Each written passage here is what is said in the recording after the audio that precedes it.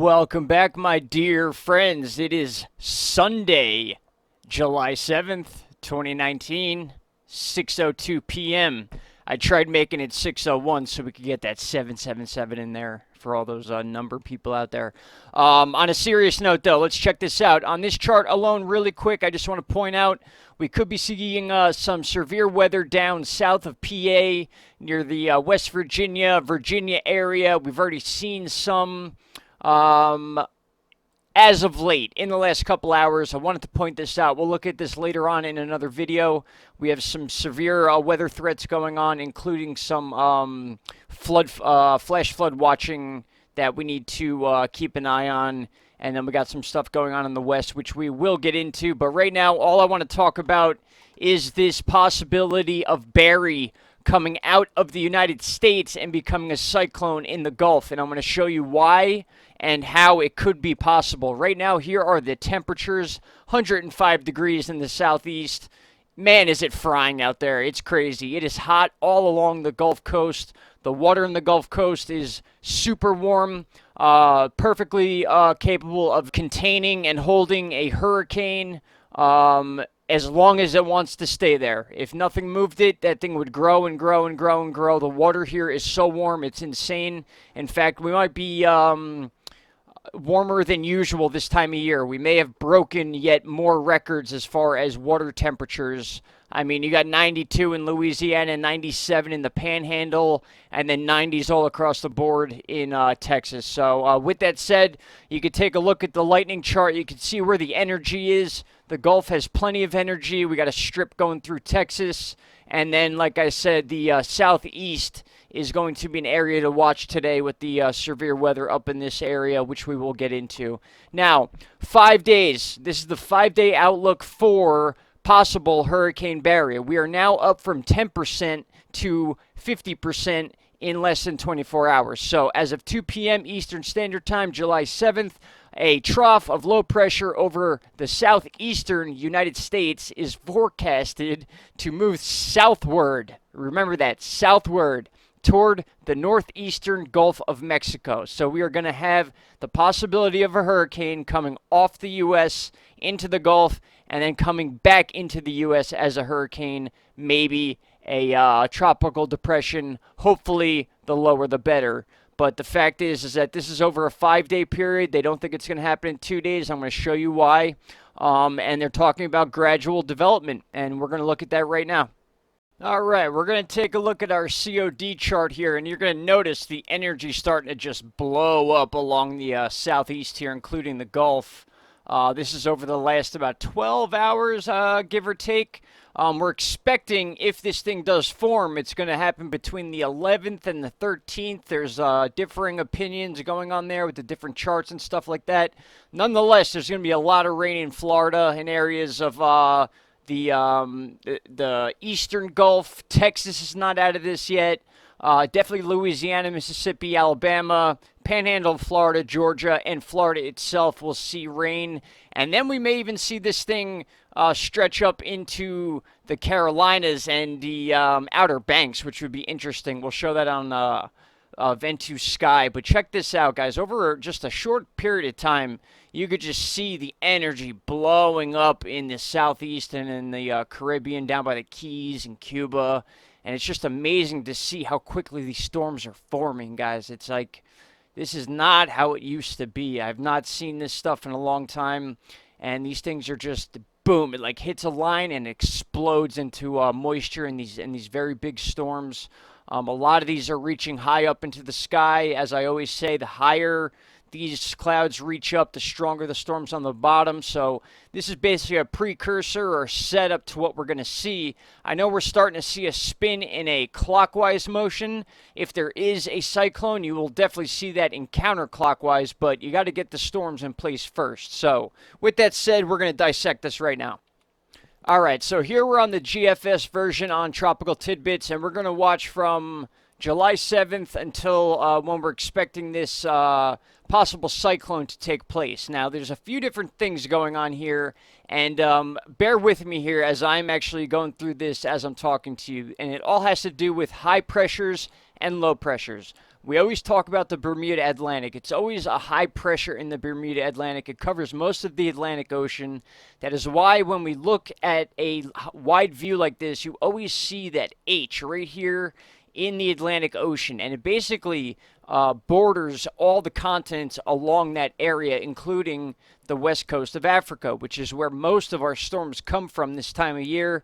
Come down the Cape Verde Islands, and they'll follow the line closest to, it's really the Tropic of Cancer, but it's wanting to follow the equator. But Tropic of Cancer is warm enough to where that line comes across, and it just goes over South America to where it becomes a threat to the U.S. So we're just in one of those spots where we have a hurricane season, and we are susceptible to hurricanes, as we all know over the last couple of years.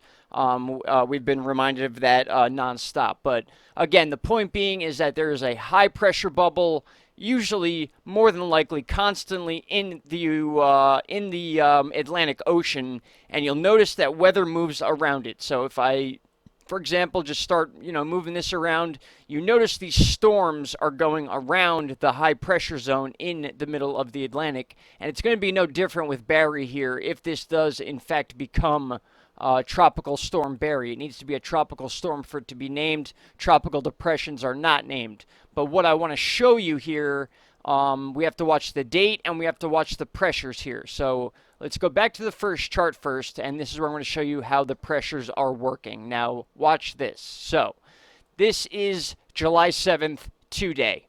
You can see the high pressure line. It comes all the way out here. It comes into the United States and then up into the U.S. It kind of makes a turn up in here. We're at a screen here, and then comes down this way, and it's completely covering the Gulf of Mexico. So there's high pressure in here. So for moisture to make it into the Gulf would be hard at this moment. So this moisture, for example, would be pushed against this area or cross over the land and then end up over here somewhere. And again, the high pressure is changing too. So as that changes, the moisture wants to change, and it constantly wants to move north due to the spin of the Earth. So unless something is forcing or pushing along these storms, the low-pressure systems always want to go north if there's nothing holding them back. That was an issue we had with Irma back in 2017. I've talked about it a million times. We'll save that for another time.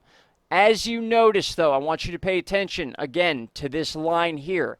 As we move forward in time to the 8th, look where the line is now. Now the pressure is way back here, leaving this wide open for low-pressure systems. We can even see a low-pressure system coming across right to the west of Texas.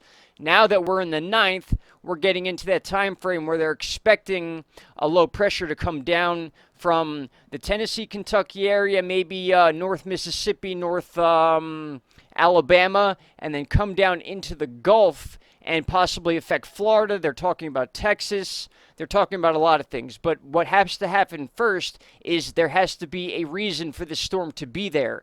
And just on cue, as this thing is ready for its 5-day interview, or wherever you want to call it, the pressure pulls away. So it's going to allow this low pressure system to drop down into the Gulf of Mexico, but at the same time that it drops down and starts forming, a high pressure comes up, or the natural flow of the Gulf that's always coming up pushes it back into the U.S. Now, how long it will be in the Gulf is going to determine how big or how long this storm lasts. But we can see clearly that high pressure right here, and this is where it's coming from. The low pressure system is going to come from right here. So you can see it's already dipped down below Florida, which would allow this to drop down. It wouldn't allow it to drop down too far because the high pressure is still extending here. We could see that. And you could see all these storms are wrapped around the high pressure bubble. They always go around it. Now, as we move forward, that disappears. In one frame, we have high pressure here, and it kind of like goes up and down like this. Then the very next frame, boom, it cuts off and it connects right here, leaving the Gulf wide open for moisture and low pressure systems. And that is exactly what we see. As we move forward, we see that low pressure drop down into the Gulf of Mexico, and there we have it. Now we have the high pressure way out here, not affecting the low pressure by Florida. We have another system down low that is being affected by high pressure because the high pressure line is down here now. And that is what is setting this up. That is where we're starting right here. Now, again, according to the GFS, this is what they're expecting. Friday the 12th, actually, it's gonna be before that. So we're talking the 11th through the 13th, maybe the 14th. By the 11th, the low pressure system is just below the panhandle of Florida. No high pressure in sight, so now we're in warm water.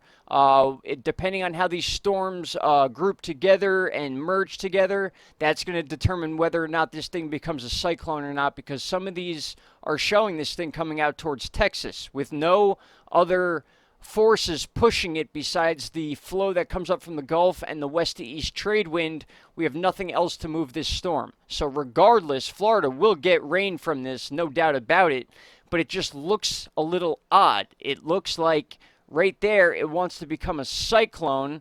It drops to about 1,002 there. That's not really quite cyclone millibars as far as pressure, but it does show some severe weather going across the middle of Florida and part of the Panhandle. And as I move even farther, it gets even more serious as we move into South Carolina.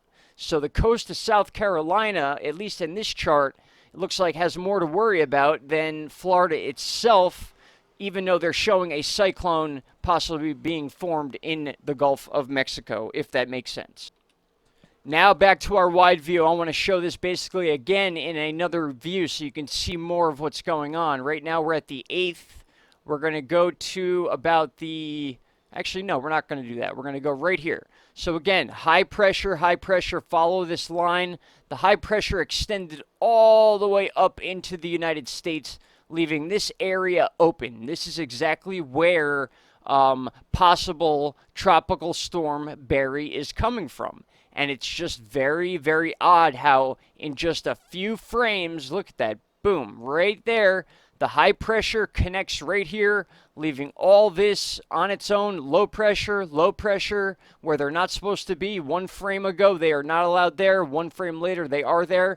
But now we have the Bermuda Atlantic. This is the low pressure that you're going to see drop down into the Gulf. We're going to do that right now.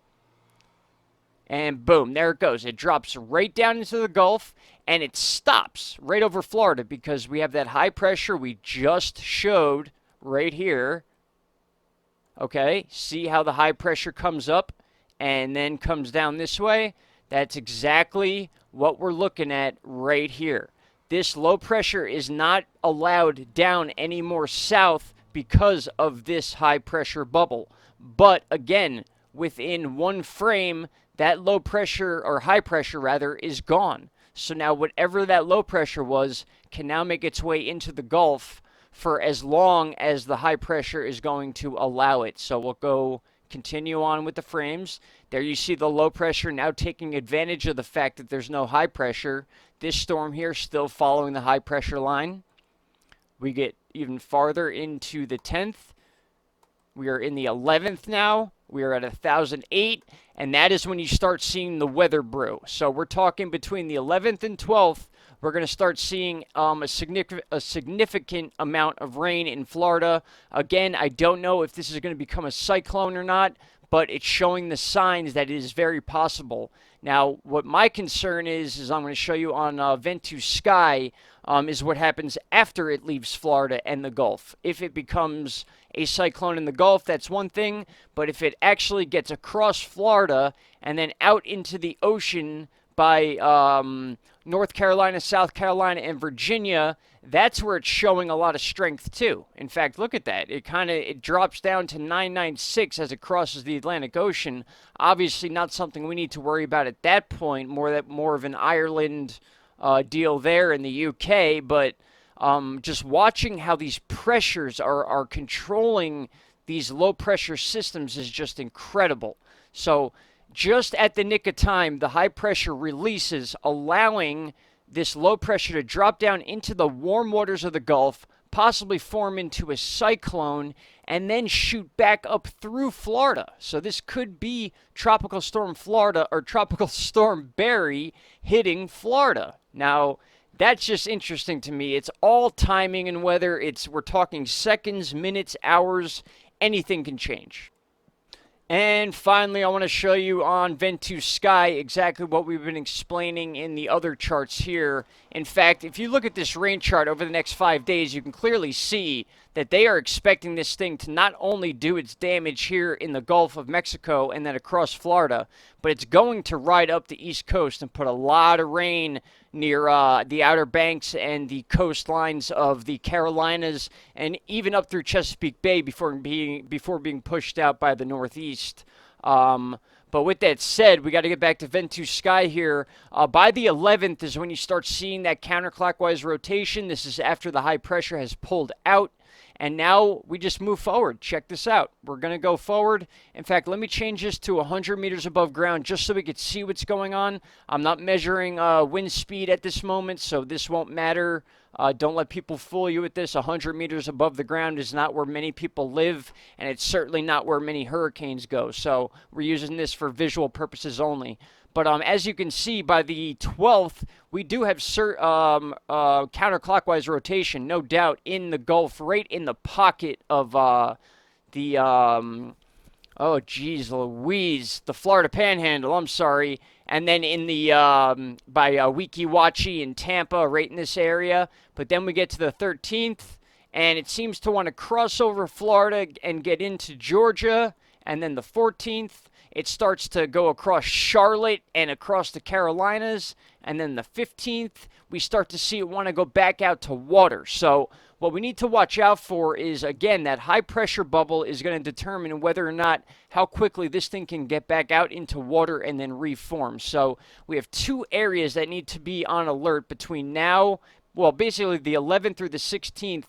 And that's going to be Florida, obviously, with the X marks the spot area over the next 5 days, 60% chance of cyclone formation. But we need to watch what happens after that in the Carolinas and the Outer Banks, because that could be even worse than what we see in Florida. So once again, just check it out. Here's the 10th. I'll go back even more. We can see how this forms. It's a little bit of a mess, but that's what happens when you have a high pressure that just all of a sudden disappears and allows a low pressure system to dive down from the mid-eastern part of the country. So here's the 8th, here's the 9th. You can start seeing wind moving west to east. And then by the 9th, we still see pretty much the same thing. We see a little bit of a counterclockwise spin here, upflow from the Bahamas area. And then we get to the 10th, and we start seeing that counterclockwise rotation. And then by the 11th, it's pretty obvious that they're showing the makings of a tropical depression or something along those lines. And then by the 12th and 13th, that's when we are going to determine whether or not this is going to be a named storm. So, all right, guys, I've kept it here long enough for this update. We will update more on this situation as it progresses. But as of right now, over the next 5 days, we have a 50 to 60% chance of cyclone formation in the Gulf of Mexico, which would be named Barry, and that is not coming from the west coast of Africa. It's not coming from the South Caribbean. It's coming from the U.S. south into the Gulf and then north again back into the United States. I rest my case. Have a great day, guys. I'll talk to you soon. Bye-bye.